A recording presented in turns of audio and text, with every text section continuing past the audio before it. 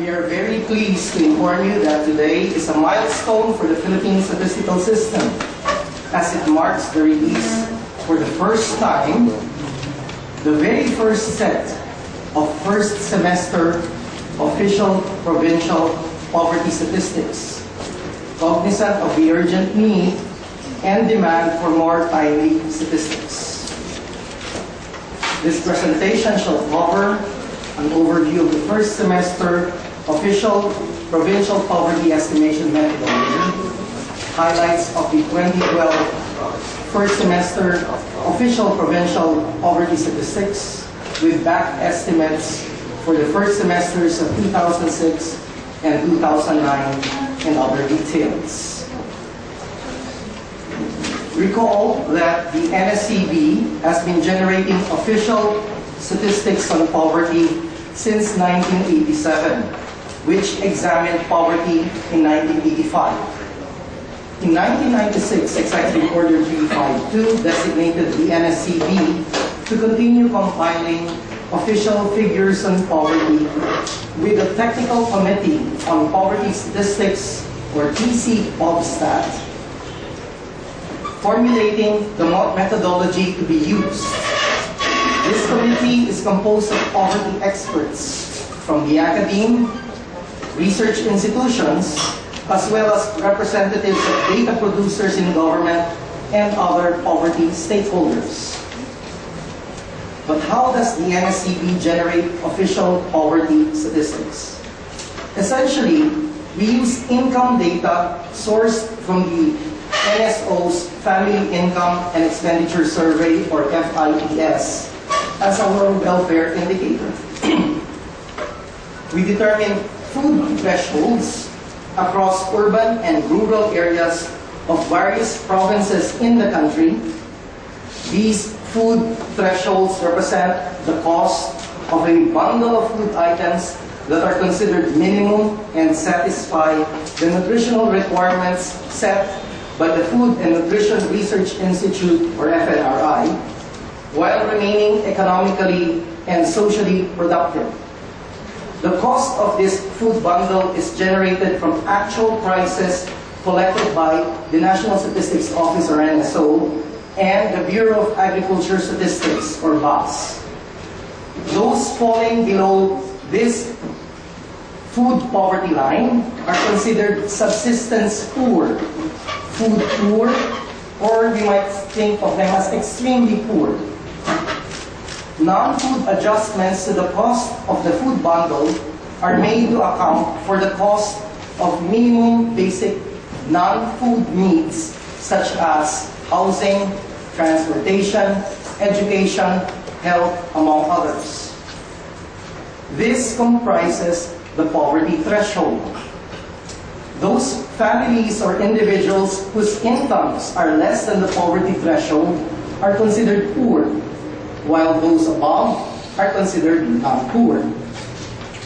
To summarize the poverty data, we employ a summary measure called poverty incidence, which represents the proportion or percentage of people below the poverty line. Aside from the incidence of poverty, we also report the magnitude or total number of poor persons or subsistence poor in the population. However, for purposes of this report, the preliminary first semester poverty figures will be presented using incidence, as the main objective is to present the trends over time. The magnitude of the poor shall not be presented. Aside from an examination of the population, we can also describe poverty among families with similar nomenclature. The compilation of poverty statistics is a result of an interagency collaboration with data inputs from the FNRI, the BAS, and the NSO. By the way, I would like to point out the presence of some partner agencies, specifically the Assistant Director of the Bureau of Agriculture Statistics, Maura Liserando. Specifically, as regards the welfare indicator on income, the NSO conducts the FIES every 3 years. The NSO visits their FIES sample households twice, first in July to conduct the income and expenditures of households for the first semester, and then in January of the succeeding year to gather the data for the second semester of the previous year. For your information, when NSO interviews their households, targeting 51,000 samples, the average interview time lasts for 5 hours to complete a questionnaire of 70 pages, 24 pages of which are devoted to questions on income. In the past, it would take at least a year from the time of field visits of the FIES for the results of the FIES to be made available to the NSCB, owing to processing and extensive data quality checks of the nearly 51,000 sample households.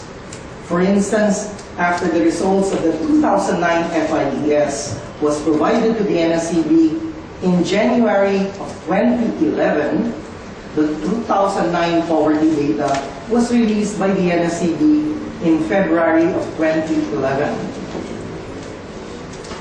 Cognizant of the need for more frequent and timely poverty statistics, NEDA Director General Arsenio Balisacan suggested to the NSO and the NSCB to work together on the examination of first semester FIES data. This is also in line with the earlier efforts and discussions of the TC OBSTA and the NSCB on this matter.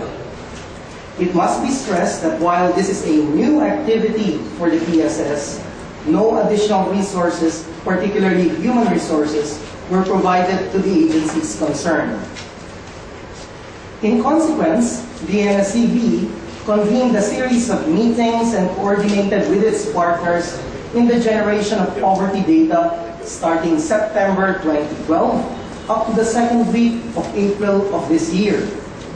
These activities resulted in the approval of a methodology to generate first semester official provincial poverty statistics on the 17th of April 2013. And at this juncture, we wish to express our sincerest gratitude to all our partners, especially the NSO, the BOS, and the very committed members of the NSCB Technical Committee on Poverty Statistics, chaired by Dr. Celia Reyes of the Philippine Institute for Development Studies. By tradition, the NSCB releases poverty figures within a month from the provision of the FIES microdata by the NSO to the NSCB. We appreciate the NSO for working closely with us in generating poverty estimates much earlier than the usual practice, specifically on the provision of the FIES microdata in April of 2013, so that we now have today the very first release of official provincial poverty statistics based on the first semester FIES data. This entire report focuses not only on the 2012 first semester poverty figures, but also figures based on comparable periods of 2006 and 2009 that make use of the new urban-rural definition released by the NSO. And now, to proceed to the main focus of this report, the presentation of the 2012 first semester official provincial poverty statistics with comparisons to the first half of the years 2006 and 2009.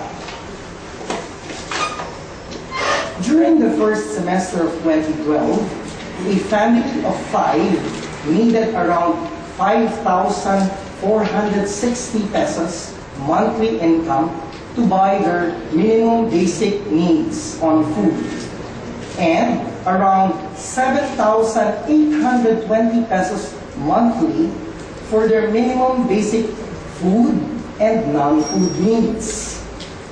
This represents an increase of about 11% for both the food and poverty thresholds from the first semester of 2009 to the first half of 2012. Such increases across the years represent inflation adjustments to the food and poverty thresholds.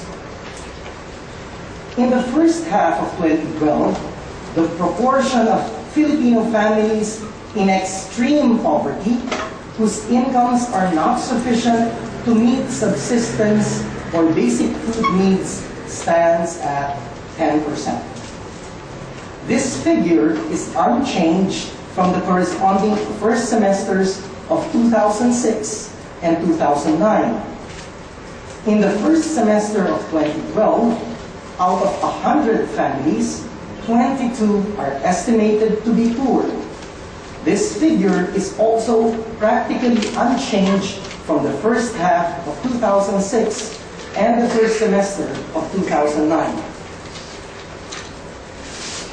As regards subsistence incidence, about 13 in 100 Filipinos live in extreme poverty in the first half of 2012.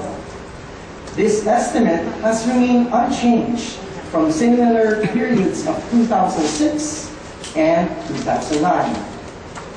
As regards the entire Filipino population, 28 out of 100 Pinoys are living in poverty in the first semester of 2012.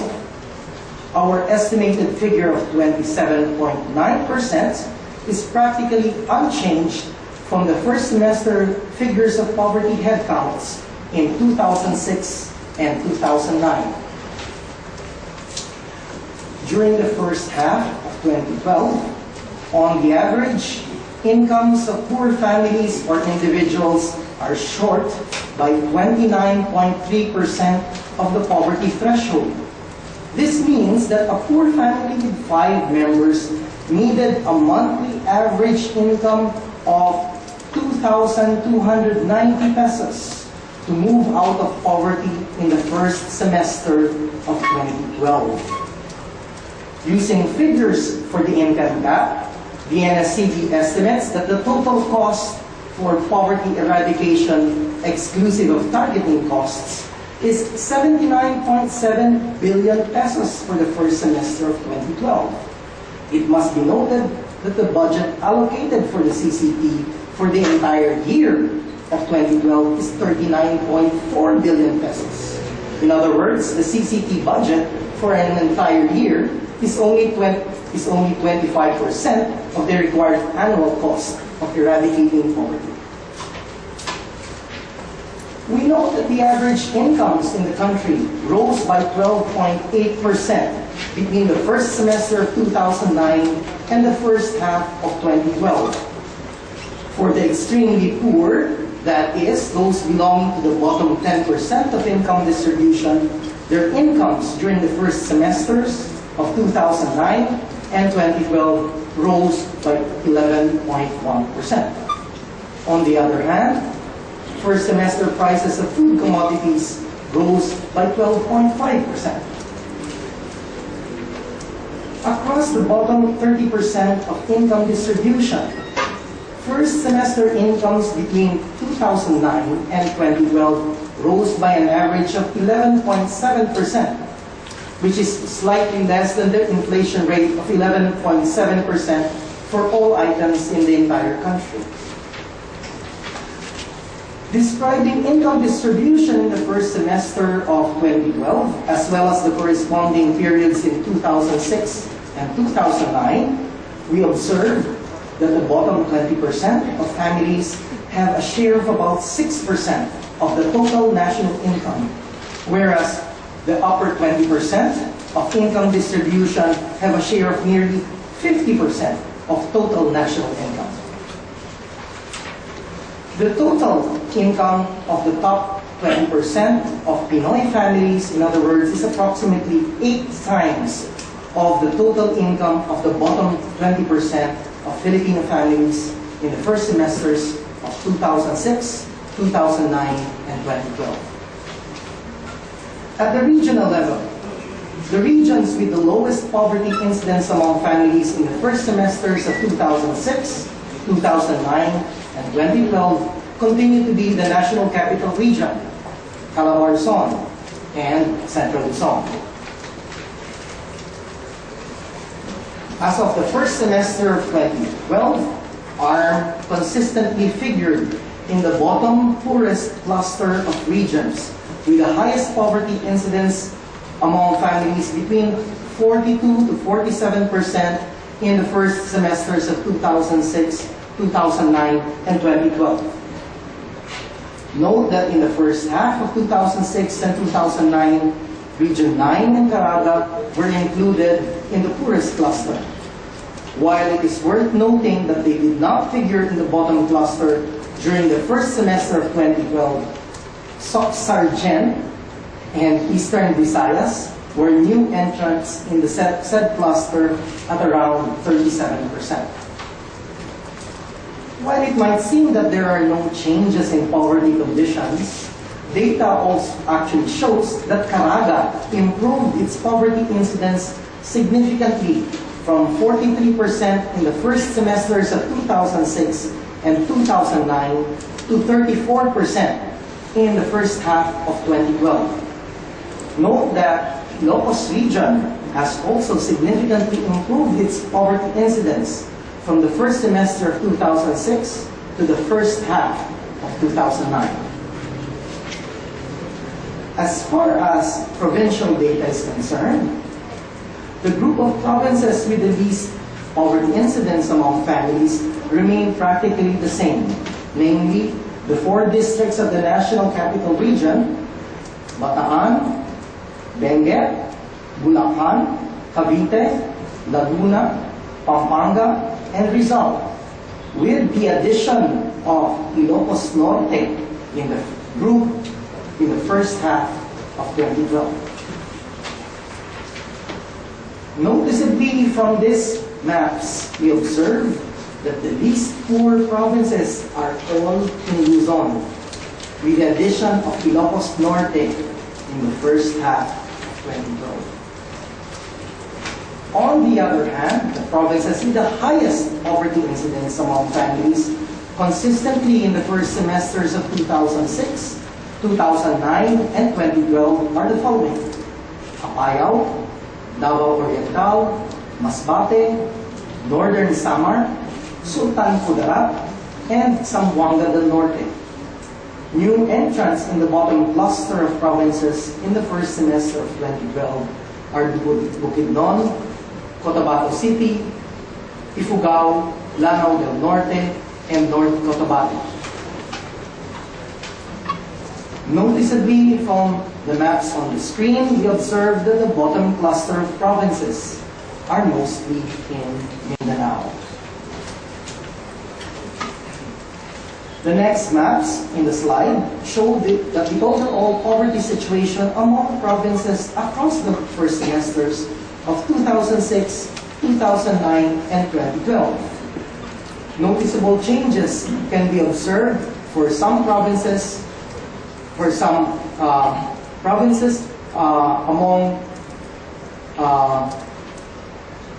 provinces in northern Luzon with the inclusion of Ifugao. On the other hand, in Mindanao, Agusan del Sur, Surigao del Sur, Surigao del Norte were dropped from the list in the bottom cluster. As we look through these figures, it may also be important for us to remember that there were a number of positive events that transpired between the first semesters of 2009 and 2012. These include increases in the salaries of government employees arising from the Salary Standardization Law of 2009, as well as the upscaling of the conditional cash transfer program of the government, implemented chiefly by the Department of Social Welfare and Development, and the provision of health insurance for CCP beneficiaries. However, we also remember that natural disasters are becoming a new threat to development. For 2011, extreme events that affected our countrymen, especially the poor, include typhoons Pedrin and Sendong in 2011. In the first quarter of 2012, let us also remember that Negros Oriental was affected by an earthquake of magnitude 6.9. In addition, practically the entire country was affected by a low-pressure area and continuous rains also in the first quarter of 2012. To summarize, in general, the poverty conditions in the first semester of 2012 appear to be unchanged from the first half of 2006 and 2009. But there were observed improvements in the poverty incidence, particularly in Caraga among the regions. During this period, the rate of increase in the average incomes of the bottom 10% and the bottom 30% is practically the same as the rise of food prices and overall prices, respectively. As far as income distribution is concerned, income inequality continues to persist, with the bottom 20% of income distribution having 6% of total national income, while the upper 20% has about 50% of national income. In other words, the upper 20% of income distribution has about 8 times the total income of the bottom 20%. And now for some announcements. In addition to the first semester official provincial poverty statistics, the NSCB will be releasing the 2012 official provincial poverty statistics using the results of the 2 survey rounds of the FIES through another press conference sometime in the 3rd quarter of 2013. The NSCB is also scheduled to release the 2009 to 2011 Philippine National Health Accounts estimates through the NSCB website on the first week of May 2013, and a report covering 2005 to 2011 Philippine National Health Accounts on May 31, 2013. The NSCB is scheduled to release the first quarter 2013 National Accounts estimates through a press conference on the 30th of May 2013 at 10 o'clock in the morning. This press conference will have a conversation on Twitter, and it will also be on live stream. Actually, even today's press conference is already on Twitter, #PHPoverty. And we have also been testing our facilities on live stream. We are also inviting everyone to participate in the 12th National Convention on Statistics, which will be held on October 1 and 2, 2013.